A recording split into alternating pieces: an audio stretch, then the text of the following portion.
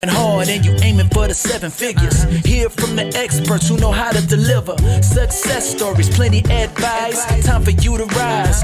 REI Tribe, yeah. Real estate agents to investors. All my entrepreneurs, time for you to check this. Johan Direct, he's getting it started, man. From running businesses to digital marketing. Hey, REI Tribe. REI Tribe. Let's go.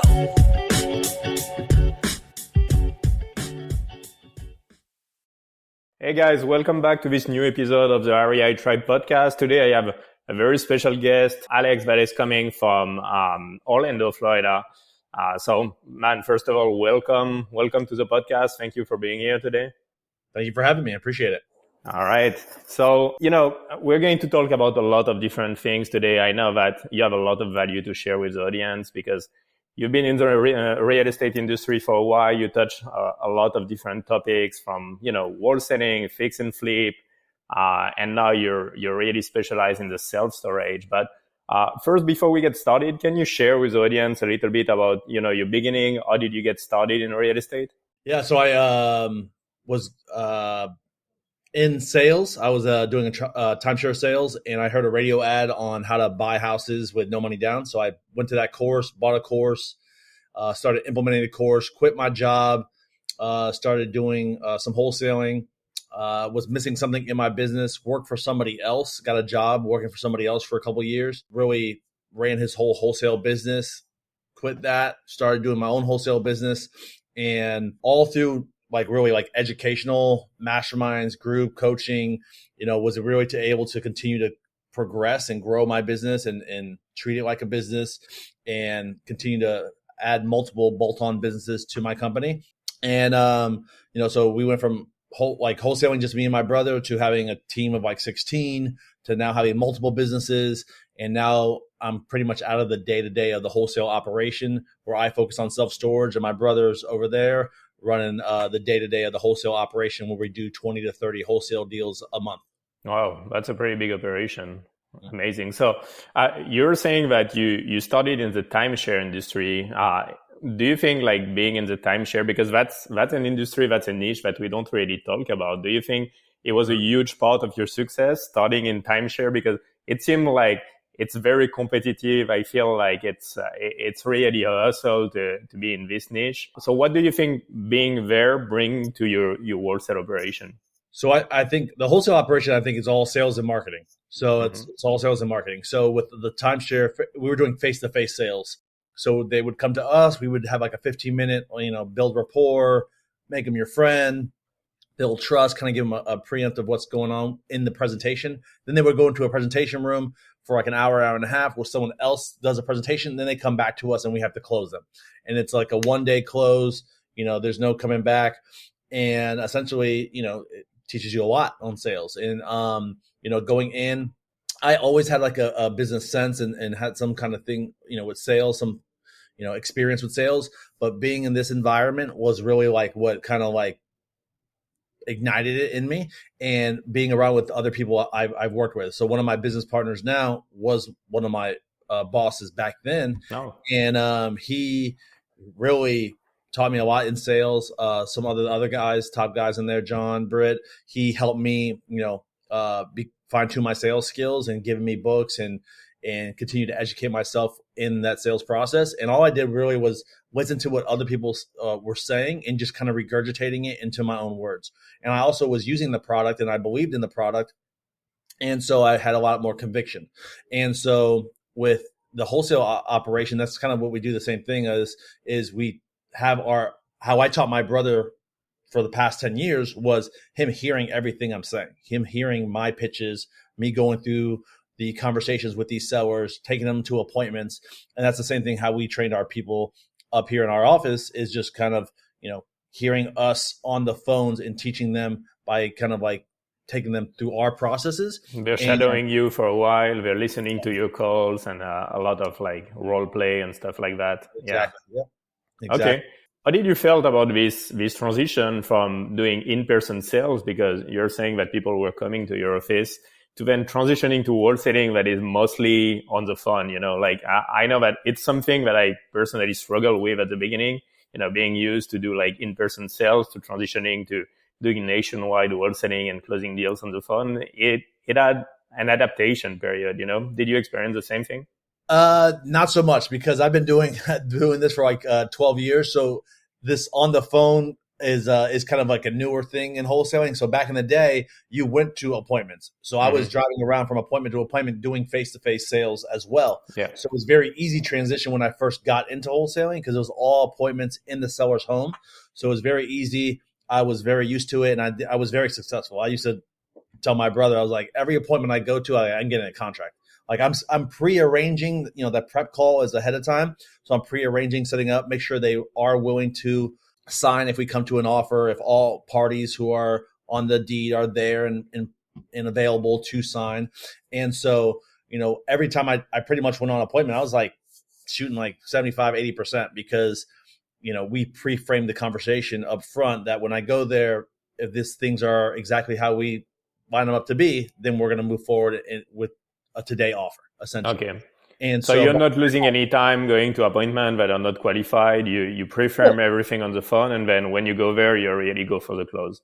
For sure. And sometimes, there's things that happen you can never prevent. They say their husband's going to be there, but it's not. Things like that happen. But pretty much of the time, you got to preset that up, that appointment up ahead of time to know that you have the success to come home with a contract when you go out there. Makes sense. Are you guys still doing that to this day? Like in Orlando, are you still going to in-person appointment? No, it's rare. We might go in total in the whole office, maybe like 5 appointments a year, if that. And if they do happen, I actually tend to go because it is in Orlando, and I tend to just, pop in myself. So, but I'm pretty much out of the day-to-day of the wholesale. But going to the calls actually was different. Going from face-to-face to calls was definitely different. It's a different vibe because you can't get that body language feel. You can't really tell how they're feeling about some things you say. So, but I think that you have different kind of advantages being over the phone rather than face-to-face. When you're at the property and you're saying, hey, this is the price I need, and you look at the property and then your buyer ends up telling you they need a lower price, then it's like, it's hard to justify. It's like, hey, you saw the house, you saw everything. When you're over the phone and you're pitching and you're just going off of what the seller tells you, and then the buyer goes sees it later and says, hey, I need a lower price, you can get feedback from your buyer saying, hey, you didn't tell me about this, and this on the property. So it gives you more of an ability to get a reduction in the future if you need one to make the deal happen. Yeah, absolutely. I think there is like pros and cons on both model, but for me, what I notice is that, sometimes it would take me 1 hour to go drive to like West Palm Beach or something to meet a seller. And then you go there, someone has been faster and locked up the deal already, or it's not what you thought it would be. And so you're just losing your time. So having this ability to close on the phone is really beneficial on that point. Now, I would say on the cons, it's because sellers lie. So obviously, like you have a cancellation rate on your contract that is going to be much higher than when you actually see the properties. But yeah, and I think this trend of, statewide wholesaling or nationwide wholesaling kind of push everybody to close on the phone now. Because obviously, if you're in Orlando and you do deal in Jacksonville, you're not going to be able to drive there to see every deal. So, by the way, what does your wholesale business look like today? Are you guys still doing only Orlando, or are you like statewide now? We're more than statewide. So last year, before everything happened with the market, we were nationwide. And so we did deals all over the country. We have a call center in South America. And so it gave us the ability to scale quickly. And so we were nationwide wholesaling, but we pulled back to where we had the best buyers because of the market. Because right now, the only deals that are getting done are with the buyers who are buying in today's market. So there's a lot less buyers out there. So you have to really know and have good buyer relationships. So the buyers where we have the best are in Florida, North Carolina. We have some other little areas here and there, but we're mostly targeting the Southeast. And so ideally for us, Orlando, Tampa, those deals fly the quickest, but we get deals all over Florida and North Carolina. We do very well. Yeah, and I guess because you've been here for so long, like you nurture those relationships, and That's interesting because I've been saying that for the last 2 years. Like when the market shift, we're going to see who really spend time building those relationships with our buyers. Yeah. Because for the last 2 years, it was an easy game. Like the people that got started in wholesaling in the last 2 years. I mean, even if you locked up the contract a little bit too high, you would do an email blast and some people would just raise their hand. Right now, if you don't have any relationship with your buyers, it's going to be very, very complicated. Yeah, for sure. We didn't even really go for like the hedge funds. So like all these people were selling to hedge funds. We sold to hedge funds, but like if a real buyer came in and said, "Hey, I'm ready to move right now," even though the hedge fund could pay a little bit more, but they wanted this done and do inspections and all that, we would go with our real buyer. And I would always felt that way. And so I would just go with the fastest one. And so even though we might not make the most money, it was the bird in hand essentially. And so being able to do that through those times, like we sold way more deals to regular buyers and hedge funds. And that was the opposite for most people, that when all this happened with, the credit crunch and whatnot, that, our buyers are still buying from us and they move fast. Yeah. I mean, this whole trend of selling to hedge fund has always been like, there was an opportunity and it was right to seize it at the right time, but it was always a temporary trend because I think the hedge funds are going to structure themselves to the point that they don't really need to rely on wholesalers anymore. And so when you have this kind of market shift, obviously having like private investor buying your deal is always going to be the safest bet. Now, let me ask you this. When you were like focusing on wholesaling, were you also like picking fix and flip and building a portfolio of single family rentals at the same time, or was it purely wholesale? Yeah, so I was wholesaling for a long time and not keeping anything. And that was a major mistake, especially for prices that are the way they are to now compared to 8 years ago.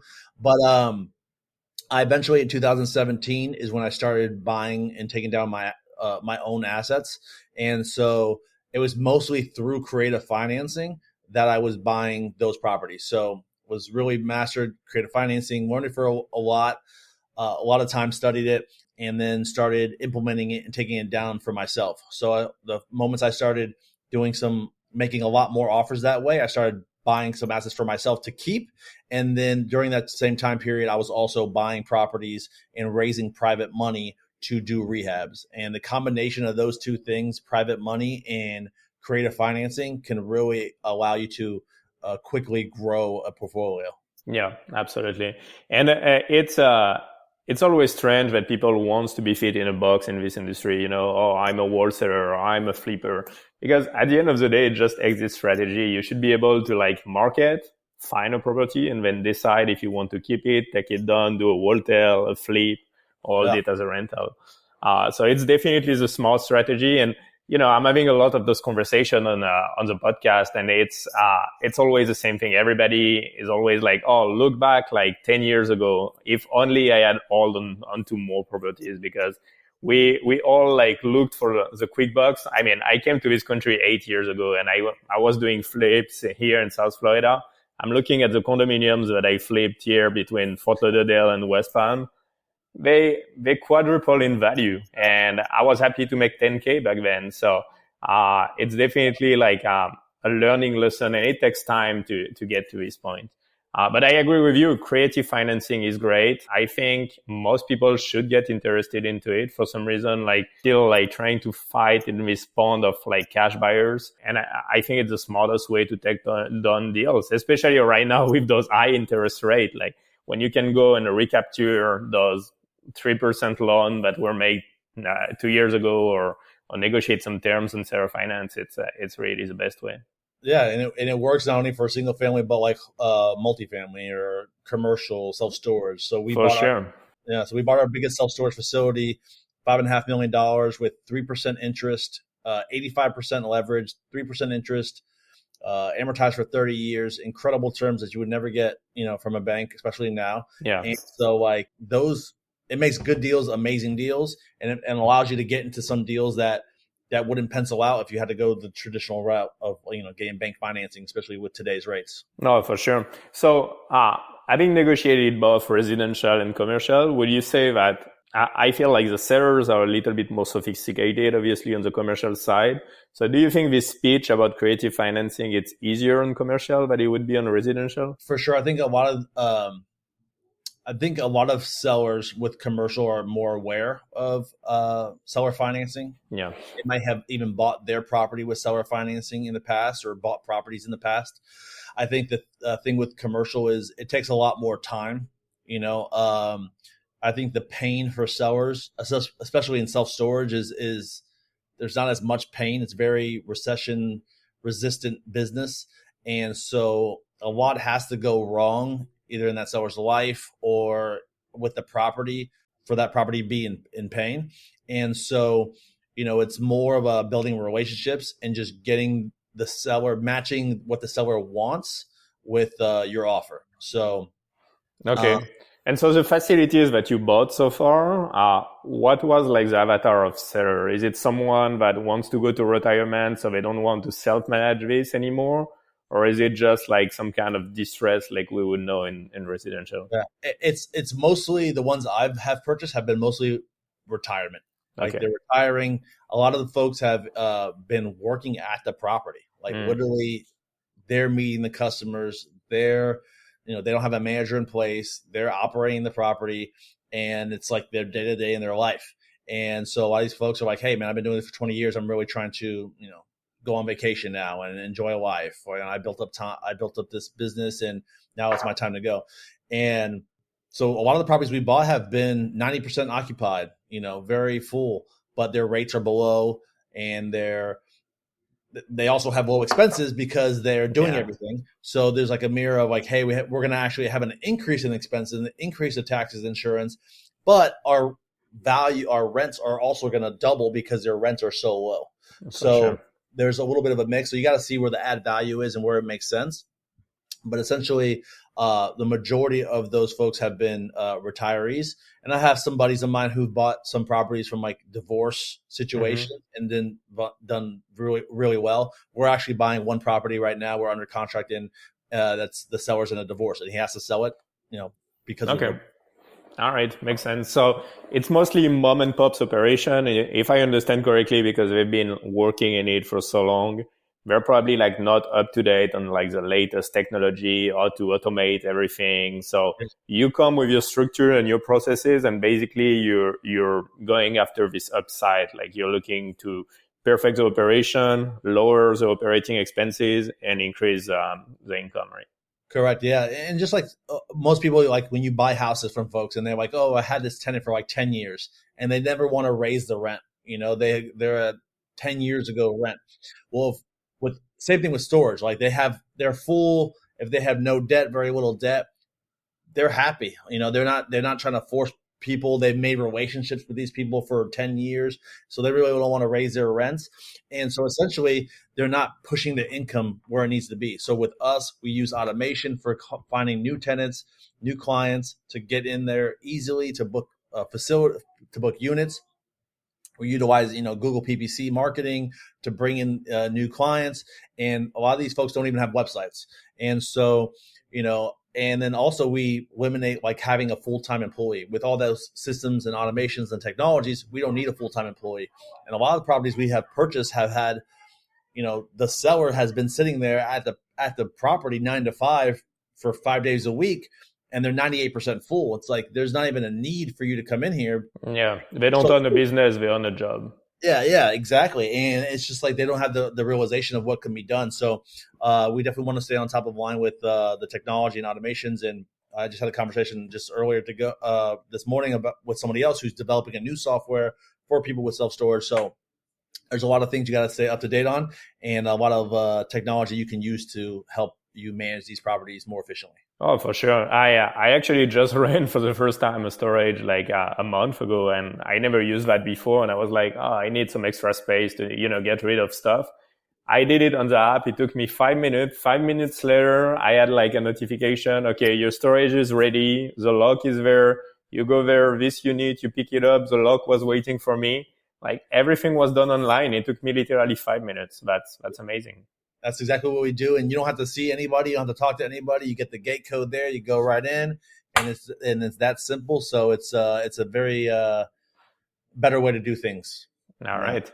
So do you have any interesting story about self-storage? Because I heard some crazy stuff. I heard like people telling me, oh, I have someone that moved in the storage unit, and then like to evict those people, it's a nightmare because now like they're kind of considered like a tenant. Like I heard some insane story about self-storage.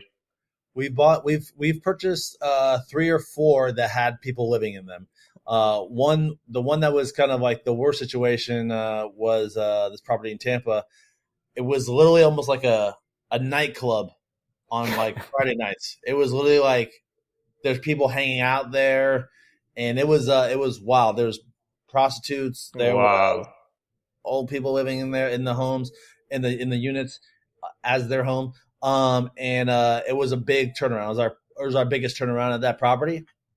And then we bought some other ones as well. We had a clip go viral on Instagram because a lady was living in a facility. It was a little small one. It was literally like a 4x8, a closet, and she was like threatening to shoot us with like a pellet gun. It's just crazy. Like people have to stay there. They're tough times, but they can't stay there because it's a liability. It's literally a metal box. A huge liability. Yeah, I'm just wondering, how does it work? Because do you have the same like landlord-tenant relationship that you would have in a residential? Because I know that sometimes, in some states, even a squatter that would move into your house is kind of considered like a tenant. Like they have the same protection law. You need to go through an eviction and everything. So is it the same for self-storage? So in all the situations, we always just call the cops and see what they said. And so the cops in the Tampa one were able to like push these people out, no problem. And the one in Winter Haven that we had, apparently the seller knew that she was staying there and was like letting her stay there. So as the seller was talking to the cop, they were saying that, since you let her stay there, it's like kind of you allowed it to be. So we had to go through a formal eviction with that one. Okay, that's insane. Yeah, and so do you have a lot of those things like, like we see on TV, like those bidding wars, like people leaving their stuff and then you need to kind of like do some auctions or? Yeah, it's different than the TV. Essentially what we do now, there's a lot of services online that take care of everything.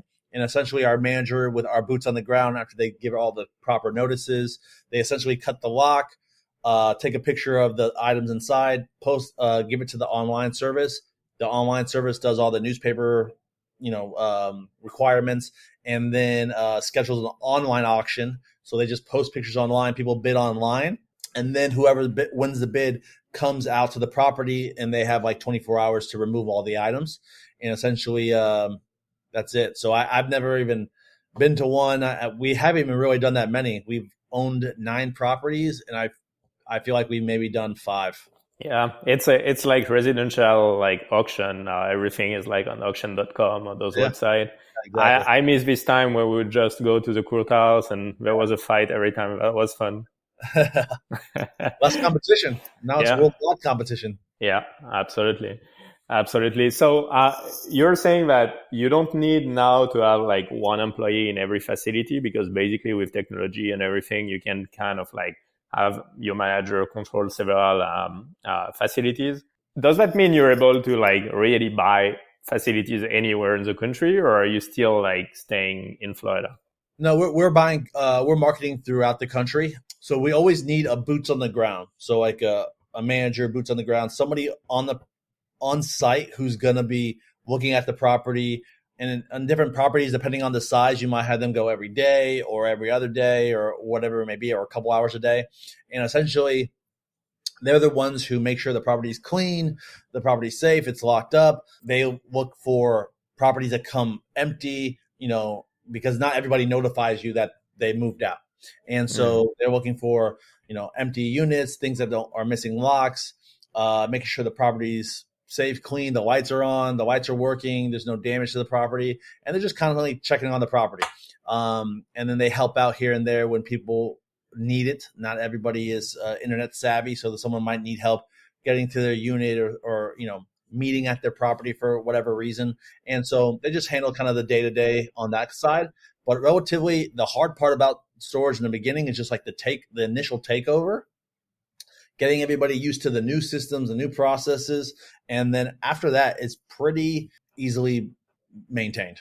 Okay. Do you have a lot of like maintenance cost on those facilities? Because I just see like the one where I took a storage. It's a brand new facility, but you can already see that, those aluminum panels that they use, it's not very thick, like it's kind of light, and you see that people bump it with the cart and everything. So it's already all bumped all over the place. And I was wondering, like, do you have a lot of maintenance costs? Do you need to replace them very often, or? Yeah, so the only ones that kind of like a big maintenance calls that we get is, when we're buying these properties that already exist, that some of the doors might not be, able to open or it's stuck. So they either have to grease the springs or spray the springs, replace the doors. So things like that come up. But that's not, we try to take care of a lot of that stuff up front as we do the takeover to see and know during our due diligence, we're looking at these properties, we're rolling doors that are open, or get an idea of like kind of what repairs are needed. And every time a unit comes empty, if we know, hey, this is an older facility, we're going to have to, do some kind of treatment to those springs to make sure they can be maintained, or look to see if it needs to be replaced right away before a new tenant goes in. So it's more kind of like ongoing, taking care of the deferred maintenance on properties rather than ongoing maintenance issues. Okay. Makes sense. And yeah, I assume it's probably like, I heard people investing in self-storage for a few years now. I think that and like mobile home parks were kind of like the trend, because when everybody was expecting a recession to come, it was like, when you go into either like low income housing, which with mobile home, you don't have any like lower income housing than that. And then self-storage for commercial, that's usually the more like recession, like resistant investment you could make, because I don't know how much you charge, but I assume like if I look at the rate anywhere between $50 to $90 a month or something, people even forget that they're paying that. Like it goes probably on a credit card. They're getting billed every month. It's something that is very recession resistant. So yeah, it's a very sticky business, sticky. You get sticky customers because of that fact. With the credit cards on file, you raise it $10, here, there, every other couple months.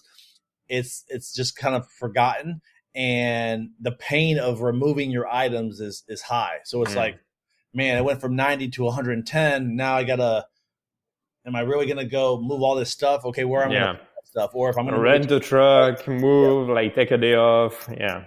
So it takes that time. But if I like also mobile home parks. I own some mobile home parks as well. I think mobile home parks have have the most cash flow, I feel. And then self-storage is kind of just the easiest to manage and maintain. And like you said, it's recession resistant, where if things are bad, you might have to move out of your house and move in with your mom or your sister or whatnot. You're going to take all your stuff that you can't bring into their house and put it somewhere, because you don't want to get rid of your stuff.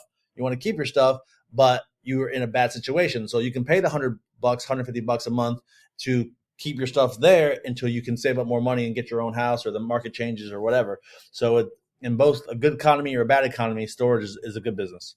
Of course. So how did you actually ended up in storage? Because usually, when I talk to people in residential, they're like, oh, we start with wholesaling and everything. We start, building up a portfolio of single family houses. And then we realize at some point it's hard to scale, because when you have a portfolio, like, scatter apart, property management, everything, it's very hard to go to like 100 different doors. Now, usually people transition from that to multifamily, because it's like the logical step. It's stay in a residential, but then you have a scale that you couldn't get otherwise. But I find that very interesting that you went into self-storage. So can you tell me a bit more about how you discover this specific niche? Yeah, so like I've always educated myself, so I've always been going to like seminars and events and boot camps and stuff like that, and so I've learned of self-storage, of multifamily, of mobile home parks, and I own some multifamily. I own some mobile home parks as well, and self-storage I was aware of, but just wasn't active in yet at that point. And I liked self-storage and mobile home parks the best. And I had a partner with mobile home parks where I just felt like he had that dialed in, And, we say, my partner and I say, partnerships equal rocket ships. So if I was to come across a mobile home park, I'd essentially just give it to him and be like, hey, let's partner. I'll let you run it. Let's run this together. I'll do my part, raise capital, put the deal together, structure the deal, analyze it. But then I'll let you run it because he's got that down. And so it didn't really make sense for me to go into that. I have him as a partner. So if I came across those deals, I just partner with him. But I knew nobody who was doing self-storage. So it just made sense that hey, let's do self-storage. I like that asset class. It's still, kind of at that point in time, 2020, a couple of years ago, was less known. And there's still a lot of opportunity there. And so, we decided to go into that full force and kind of really focus in on that. And right from our first mail campaign, we got a deal. And so it just made it, gave us great momentum to continue to go after that. And the next year we got 5 deals and just continue to grow from there. So I really like the asset class. I dove all in to learn everything about it. And really, that's my main focus. Okay. So are you still kind of trying to diversify in different asset class, or no, are you fully focused on this self-storage and that's your niche and that's where you want to go? Yeah, we're fully focused on self-storage. We still buy several houses a month from our wholesale operation, but we're only buying deals that are in Florida that are creative finance deals. So that's all we're buying, but I don't really have to essentially have to handle that. My team knows how to handle that. They run it. We have a project manager, a property manager, everybody who handles the day-to-day of that operation. And so it's a lot easier to scale that. Now, not to say that if a great mobile home deal kind of fell on our lap from our typical marketing or from a network or a resource, that I wouldn't look at it. I definitely will look at those opportunities and deals because I have the experience, and then I have the people I can even partner with if I need to. And so I'm always open to opportunity, but I'm not targeting those opportunities myself. I'm literally only marketing for self-storage, and then from our wholesale operation, we'll see houses and continue to buy houses. I find that very smart, this vision that you have of, I might not be the best operator for mobile home park because that's not what I'm doing. So I will just partner up with someone that is already doing that. I've been doing most of my career in residential and single family. I bought a few apartment buildings a few years ago, and it was a nightmare to manage. Just because my company was structured to handle single family, we were very good at it. As soon as we started to onboard apartment building, it was supposed to be amazing to scale and everything, but it was actually a nightmare to manage. And so I realized at some point that I still believe in multifamily. I still think it's a great way to scale, but I would rather just partner up with someone that is used to, run syndication, that is a very great operator in that niche. And I think I would rather do that in every niche that I want to diversify in rather than, having to do it myself. So yeah, I can really see the vision on that. And I think it's a very smart way to, it's what is this saying? Who, not how. I think that's exactly what it is. It's who, not how. Who, not how. Yeah. And so essentially I have 15 short-term rentals. I don't do a thing with short-term rentals. I have partners who all they do is short-term rentals. That's their whole thing. They don't do anything else. They just do short-term rentals. So I just partner with them. Some I own with them, some I own myself, and they just manage. And so it just makes more sense. You can focus on what you're good at, what your skill set is, and let them focus on their skill set. And it will help you go farther. Absolutely. So on the self-storage side, we talk a little bit about marketing. I think you told us earlier that you own a call center in Latin America. I think I heard you talking about mailers as well. How do you get those deals? First, let's talk about the self-storage, and then we'll switch to the wholesale company. But how do you get deals in self-storage? So self-storage, majority of our deals have come from direct marketing. We get a lot of leads from cold calling, and we have a couple under contract now from cold calling. But majority of the ones we've purchased have been from direct mail. I got one from a referral in social media, but direct mail has been the number one for us so far. Okay. So is it a similar process than for wholesaling on houses? Do you just pull a list out of PropStream, skip trace it, and then either have someone cold calling it or send mailers? Same process? Essentially, yep. And so for us, we've been trying to get better and better data, and self-storage is a little tougher to get data. So we use like Info USA, exact data. We've bought them from different sources and just tested the data, looked at the data, and see what works best. We use Yardi Matrix, which is like a high-end, expensive service, but it has really good data. And so we've utilized that, and we just constantly are investing in more embedded data and just reaching out to them through direct mail and cold calling. How does that work for cold calling? Because, in residential, everybody is used to using basically the same kind of framework. They all have different script, but it's very basic. Hey, you own this house at this address. Would you be interested in selling it? Yes, no, few questions of qualification. And basically you push that to a lead manager or a closer.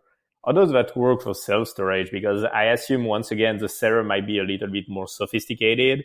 They might not be as receptive as a cold call than in residential. So did you train your cold caller to have like a very specific framework dedicated to self-storage? Yeah, we definitely have kind of have it. It is still asking, are you interested in selling? But it's definitely trying to be more interested in about them, about their business, how long they've been doing business, kind of building rapport, even on the cold caller side. And just getting some of the basic info. And if they're interested in selling, or they have a why of why they might want to sell or have a price in mind, then it passes on to my acquisition team. And it's the same. I use my same acquisition team that we use for wholesaling. So they'll take a call. They'll know it's for a self-storage lead. And then essentially it's their job to get more information from the seller, get more information about the property, and then also get financials. And once they get the financials, then it comes to me. And then that way we can really get an idea of the property and make an offer. Because if they're not really able or willing to provide financials, there's nothing really there for us until we get those numbers. Now, there's times where some old mom and pops might not have proper financials, but if they're giving you their numbers, we'll base offers off their numbers. But most times, if you can't get financials from a seller, it's somebody who's not really motivated to sell. Okay, makes sense. But yeah, I assume on the cold calling side, you need to have someone that is very sharp on the phone to collect those information. You can't like just give the list to a VA out of Upwork or something like that. It wouldn't work. So out of our call center, we have like one person who calls for self-storage, because also the list is not that big either. Mm-hmm. So we don't cold call for anybody else. We only cold call for wholesale, for residential, because the lists are much bigger. You could call a lot more people. There's just a lot more homes than self-storage facilities. So we have one caller for us, and she's just really good. She has a great English accent. She doesn't have like really that hard of an accent. She's very smart, and so she just does very well, and she gets a lot of leads for us. Okay. And since the data, as you say, the list is probably much smaller, I assume you probably almost already pull the entire country. You're probably putting them on like some sort of conveyor belt of marketing. I assume like if you don't get them on the cold calling, then it goes to mailer, and like you keep reworking this list over and over again. Yep. We were calling Florida, and then she burned that kind of list a lot. Then we went to the Southeast, and that's why we're nationwide calling everywhere in the country for self-storage, because the list is just so small, and she needed more and more to do. So now we actually just turned it back on, but for like a month or 6 weeks, like we didn't call anybody, and we just let the data rest because she was just burning through it so fast. And so now she's back at it again, and we're kind of re-engaging with these sellers and getting more and more leads. Okay. Have you tried any inbound for that, like PPC, Facebook, all of that, or is it too niche? Not PPC. We've only done direct mail. So it's essentially inbound, because they're reaching out to you afterwards. And those, again, are the best leads, because there's more of a motivation. They typically, there's people who will say, hey, give me a price, always. But majority, more often than not, you'll get somebody who has some interest in selling or some kind of why. Yeah, it makes sense. Is there any states where you wouldn't buy a facility? Is it like residential where you're like, I don't want to go in California or in New York State or Illinois maybe? I don't know. Is it the same for storage, or you don't really care? For me right now, I haven't seen any states like that because the tenant laws are definitely not the same Yeah. as like houses for storage. Essentially, Florida's one of the best markets for demand and prices. But also we have like the highest taxes and highest insurance. And so right now with insurance rates rising, it's tough to make some of these deals pencil out. But our deals are still doing very well because the valuations are really high too. So it just depends. Different markets are kind of like, you'll get more, appreciation or like a lower cap rate than the cash flow. So it's kind of like a little bit similar like that with like single family. You're not buying, houses in San Diego for the cash flow. You're buying it for the future appreciation. But it's all about finding a good deal. I know a buddy of mine who bought a property in California and for self storage, and he just bought it at a good price, and it was a distressed asset, and he turned it around and is making great money on it. So it just depends on finding that good deal and maximizing the value. Yeah, I think it's the same thing everywhere. In the Southeast in general, we're betting on two things, which is appreciation, obviously, and then you get the depreciation on the asset as well. So if you have a wholesale business or any kind of active income like fix and flip, all of that, it's great to be able to buy those assets. But I feel like for cash flow, it's probably more like in the Midwest or in those areas where the cost of acquisition is much lower. Yep. Yeah, I agree. And they're getting a lot less on the price per square foot. So some of these places, we're looking at them and they're like, oh, I have 2 other acres and I can build. But it's like, but your prices are like $1, $1 a square foot, 80 cents a square foot. It doesn't make sense to build because your prices are so low. And that's just that market. That's how it is. So, there's a lot to look at in different areas when you're analyzing properties in different areas. So it's all, just trying to get the best deal you can and creative financing, seller financing allows us to maximize our cash on cash returns. For sure. Do you see a lot of, it's coming like in the office building and commercial in general, a lot of, balloon payments coming. And so we hear a lot of noise about, there might be a wave of like foreclosure because they're not going to be able to refi when the balloons come up. Do you see a lot of that happening in self-storage as well, or do you feel not really because it's more like mom and pops with a lot of equity? I think there's potential for ones that were under development in the lease-up stage, and now maybe their loans are coming due, and they projected that they were going to exit at a 4 cap, and now it might be 5.5, and so that can hurt them. I think I've seen some people trying to sell, at CO, at certificate of occupancy or with very low occupancy right now, and just trying to be ahead of that situation. And so I think there's definitely opportunities out there, and it's just finding the right sellers and being in front of a lot of people. So I think it's definitely going to be there.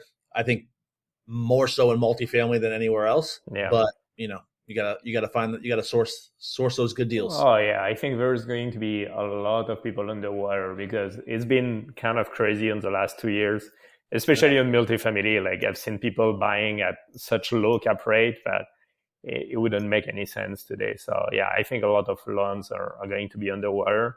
I'm just looking to see, how the lenders are going to handle that, because you already have 2 ways to go. It's either they're going to force basically the properties under foreclosure, but the lenders don't really want to get their asset back and those assets back on their end. So they might do a lot of loan modification. That's the only component that we don't really know. Could go one way or another.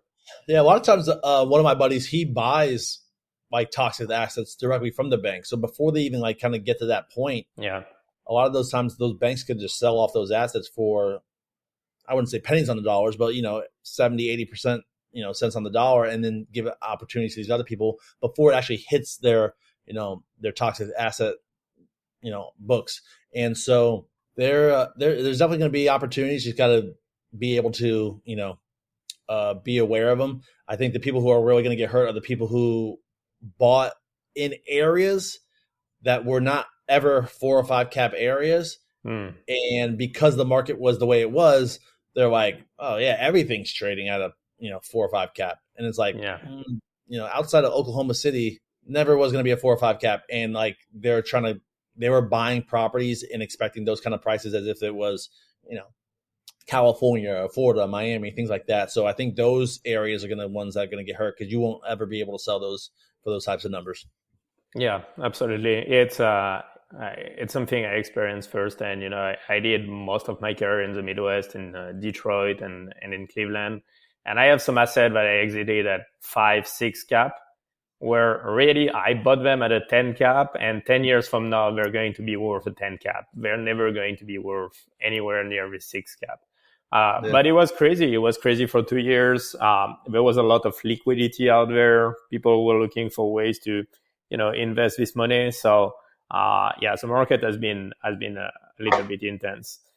Do you see, in self-storage in general, I mean, a few years ago, like, it was a very kind of obscure niche, like no one was really looking into it. I feel like now it's becoming very trendy and very popular. So, have you seen a lot of people coming to this niche? Have you seen a difference between the first self-storage facility that you negotiated a few years ago and now, do you see more competition? I 100% do. I don't know if I ever knew of anyone who was wholesaling self-storage, and now there's all kinds of people wholesaling self-storage. And Wow. so it's a lot. I think there's a lot of more people talking about it. I talked about it a lot. I had some people mad at me in my mastermind for talking about it so much, so you're telling everybody everything.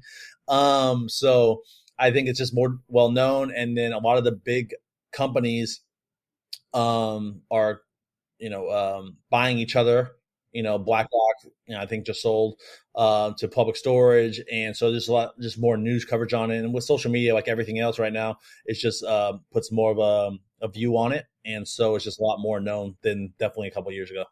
Okay, so let's get a little bit technical on the whole financing. I know that you're an expert in the creative financing aspect of real estate, and so you told us that you are also buying those self-storage and creative financing. Or is it mostly self-financing, or do you also do some kind of sub-2 kind of deal? And if you do the sub-2, is it the same system as a residential where you transfer the title, but the mortgage stay attached to the seller? Or do you have to kind of assume the loan, meaning do an application with the lender?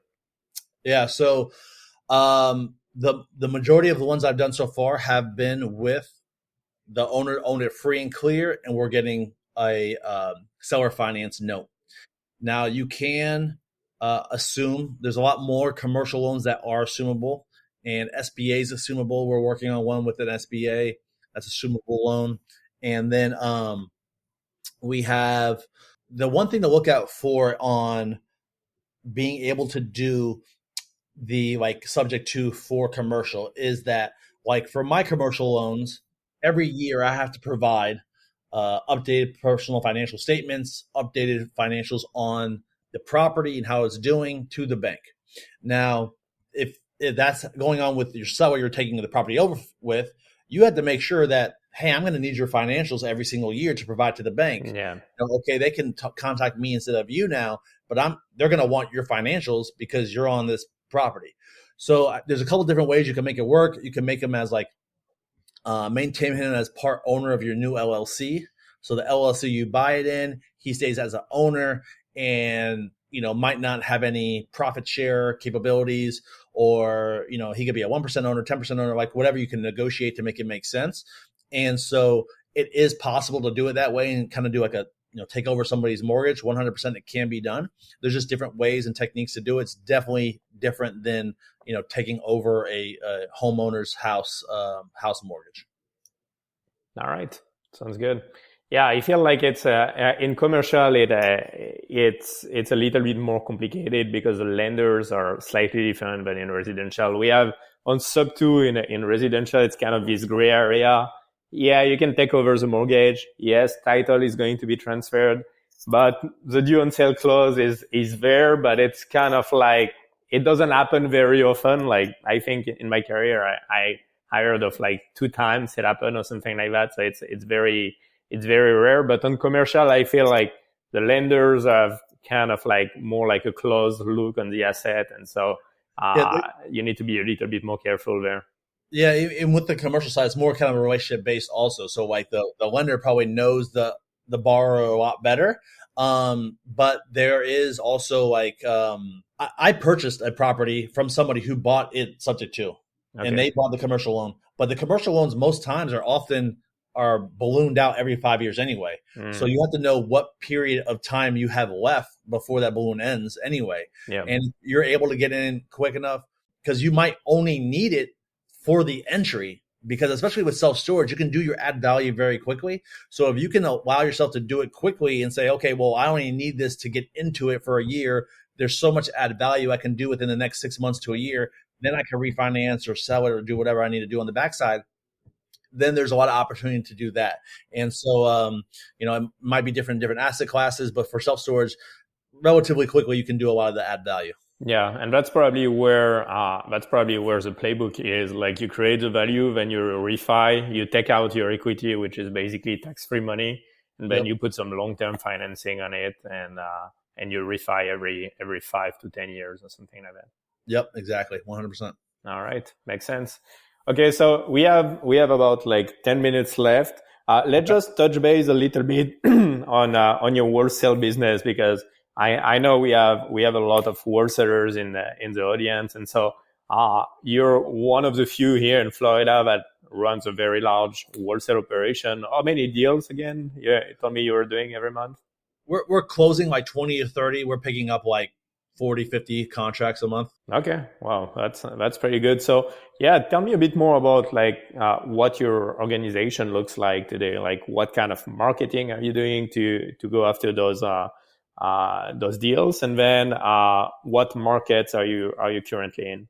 So we're in the Southeast. In our CRM, we've had leads nationwide, and we're always following up with those same leads. So we'll still randomly get deals in different states and different areas from our past marketing, from people who have raised their hand that they're interested in selling. Right now, all we're focusing on is cold calling and PPC. And so we spend probably about $40K a month on PPC.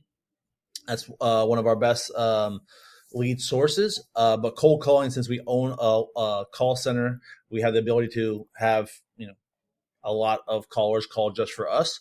And so we get a lot of leads from cold calling, and our ratios with using Lamasu Media is, we give a higher quality lead for a cold call than most other cold call companies. And so our closing ratio for our cold call is like 1 in 16, 1 in 18. So it's very high compared to a lot of other good. Yeah, because I think the industry average is like 1 on 72 or something like that for cold calling. It's pretty high. Yeah, because a lot of times they're just sending you back your own data. They're like verifying, hey, this is a person. They send it back to you. Like, our cold callers are really getting a why, a price, getting a lot more information. Like, you don't even need a lead manager or anybody else. Like, so essentially we do very well with our cold call leads. And so our team now in office here in Orlando is we got 5 acquisition agents. My brother, who runs my sales team and also is head of the dispo acquisition and the transaction coordinators. So we have 2 transaction coordinators here. And then we leverage Columbia as well for our disposition, some more transaction coordinators as well. And then in office, we also have property manager, project manager, assistants, and whatnot as well. Why did you end up in Colombia? Because, I mean, in the industry in general, we're more accustomed to, Philippines and Egypt or those kind of countries. So why Colombia? My business partner has ties to Colombia. His wife was Colombian. And so it made sense to go there for them. And then also it's on the same time zone, and also they have better English speaking, and they don't have blackouts of electricity and things that happen over there. Sure. And we were creating an office, and we were creating a culture rather than, a lot of times those people have, they're working from out of their home. You got to provide internet and backup internet for those folks. With us, everybody's in-house, and what that makes it a lot different than most of those call centers out there that are just randomly, picking up people to add to their company that are working out of their homes in different areas, different cities, different countries, and there's You don't have the company culture. Exactly, and in the drive and the ability to rely on another, like how we talked about, like listening in on conversations and like really hearing what your neighbor's saying and feeding off of them and their energy and hearing that slick line that he said to the customer. Rather, you'll never hear that when you're working at home solo in your own little box, and so it's a lot different vibe. And my business partner Scott, he has built a big machine out there, and the culture out there is unmatched. All right. Yeah, I mean, I'm a big fan of Colombia. I was there like a few months ago, and actually most of my team is in Colombia now. Nice. I used to have a lot of people in Philippines and in different countries, but yeah, recently everybody is in Colombia between Cartagena and Medellin, and it's great. And one of the things that I noticed is like we're kind of born in the American culture, like they watch the same movies we watch. They understand, they have this ability to connect with an homeowner here that someone from the Philippines don't really have. And you say that it's like 1 hour time difference.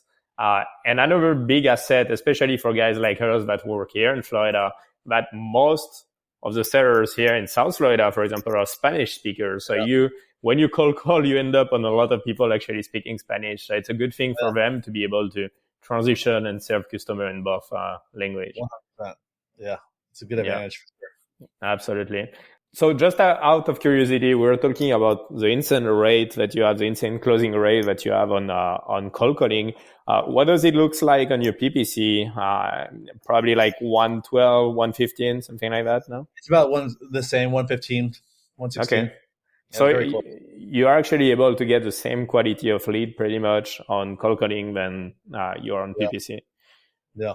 Wow, that's really a huge accomplishment, because usually in this industry, it's really PPC is really the best quality of lead that you can get. But then the downside of that is that you need to make sure you have some very sharp closer on the phone, because they are expensive. So you don't want like people to mess up with those. Yeah, leads. you're getting a lot less leads. With us, with the cold calling, we're getting a lot more of those leads. So we have a lot more opportunities. So we're closing a lot more of those deals as well. So, and it's always what I say to my clients in my media company. I'm always like, you want to balance everything.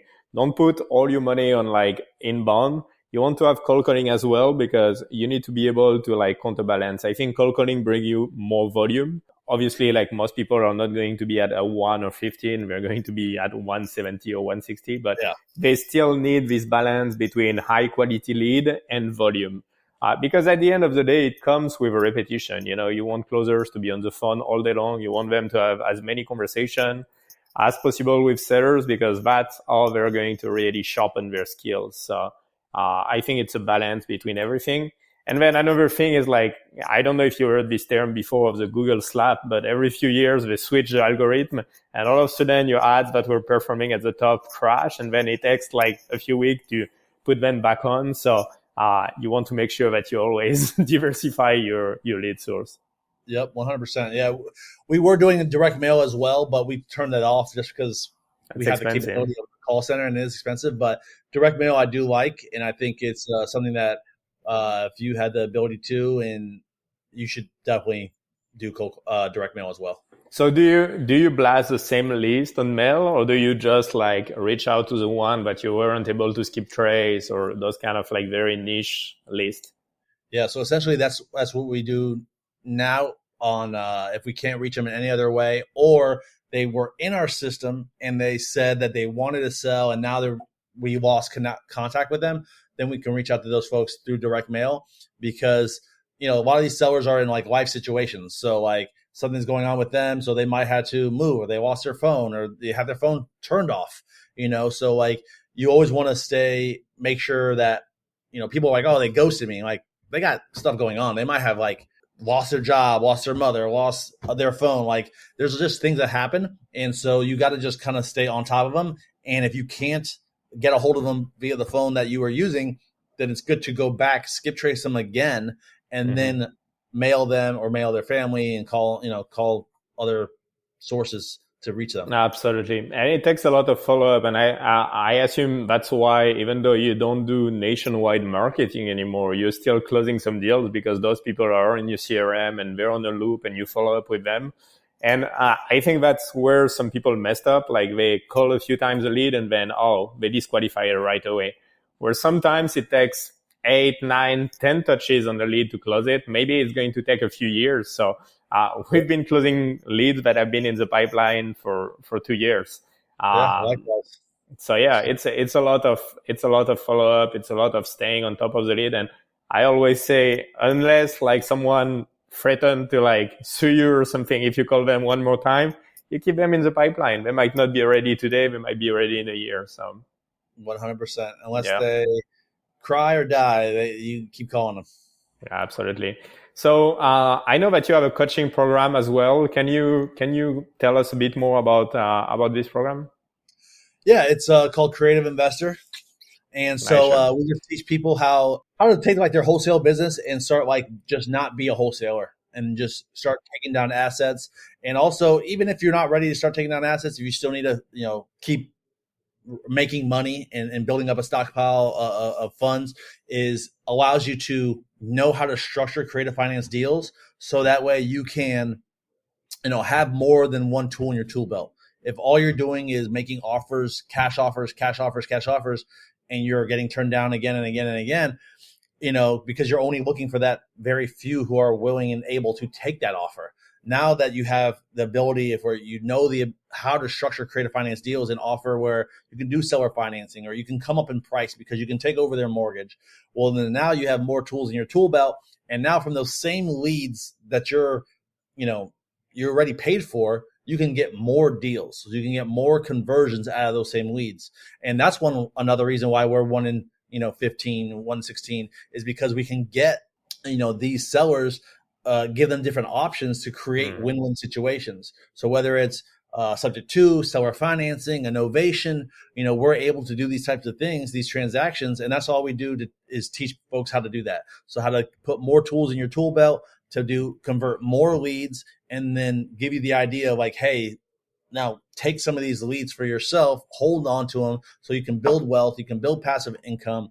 And then we also, a lot of the people in the group are not just residential, they're doing multifamily, they're doing storage as well. And so, it's being able to utilize creative financing in those asset classes as well. So that way you can build real wealth and scale up your business, because when you're able to close more deals, then you can hire more people, you can reinvest in your marketing. And so the only way to scale is with people and marketing. And so you have to, in this market, be able to know creative financing very well so you can structure those deals and convert more sellers. Yeah, I think it's a very smart way to say it. I think like most people try to push, this lowball cash offer that sometimes it's just not going to be a fit. Let's be honest. On like all the leads that you have coming through, less than 10% are really going to be a perfect match for your cash offer. So that's where you need to come up with all those creative financing and innovation. I think innovation is huge right now because I hear a lot like signs, a lot of cash buyers pull back from the market. Being able to go straight to retail is probably the best option.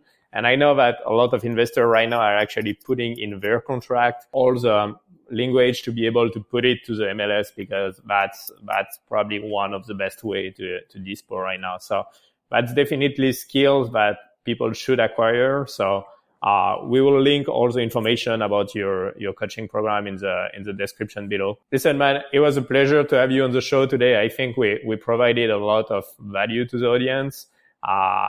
We probably opened their mind on the possibilities, outside of residential, between self-storage, mobile home, and creative financing. Do you have any like parting words that you want to leave to the audience with, like any like key advice? And then where can people find you? They can find me at Alex at alex.theinvestor.quezada. And that's the same from Instagram to YouTube, TikTok, and everything else pretty much. Final words is like, it is mindset. I think everything is mindset first. A lot of times, if you don't have the mindset going into it, because you're going to strike out more then you get told yes. You're going to be told no a lot more. You're going to, get cursed out. You're going to lose. You're going to get hung up on. And I think everybody kind of gives up, and they think success should come easy. But it's really like knowing that it is going to come, but you have to put in the effort and the massive effort. And there's so many people who I talk to at a lot of local events. The most things I hear from people is like, I can't get my first deal. But when you actually talk to them about what actions they're taking, it's very minimal. And they're like, oh, I'm door knocking like every Saturday for 3 hours. I'm cold calling, 3 days a week for 2 hours a day. It's like, that is no activity. You have to take massive action. And so if you have a great mindset of like, if I take this massive action, I will get results, because you see it everywhere. You see people having success. You see it on Instagram the most, but there's people everywhere who are winning, and they're winning because they have a great mindset. And one is because they're around other people, having these types of conversations, seeing people who have done it and who have success. So you got to get yourself in the right rooms, have the right mindset, and then take massive action. And so when you do those three things, it allows you to be very successful. And that's it. I love that. And taking massive action, by the way, is one of my company core values. So I totally connect with that. And it's true. Like I realize many times that people are just not doing enough, like not cold calling enough, not talking to enough people. So I think that's a key thing. Like once a week is not enough. You need to do that every day for several hours, and it might take some months. But then once you start getting those first deals, it creates some kind of momentum. So if you have the right mindset and you take the right steps, you're going to get there. I think the last thing is probably the power of networking, and those mastermind. I think you said it first, it's because you were in the right room that you've been able to grow this business. So find the right mentors, the right coaches, go to mastermind. All this kind of thing is what is going to create this momentum for you. 100%. All right. Well, man, thank you so much once again for being on the show today. And yeah, I'm looking forward to see what you're going to do in the future. My pleasure. I appreciate you having me on. Thanks so much. All right. Bye-bye. And hard, and you aiming for the 7 figures. Hear from the experts who know how to deliver success stories, plenty advice. Time for you to rise. REI Tribe, yeah. Real estate agents to investors. All my entrepreneurs, time for you to check this. Johan Direct, he's getting it started, man. From running businesses to digital marketing. Hey, REI Tribe. REI Tribe. Let's go.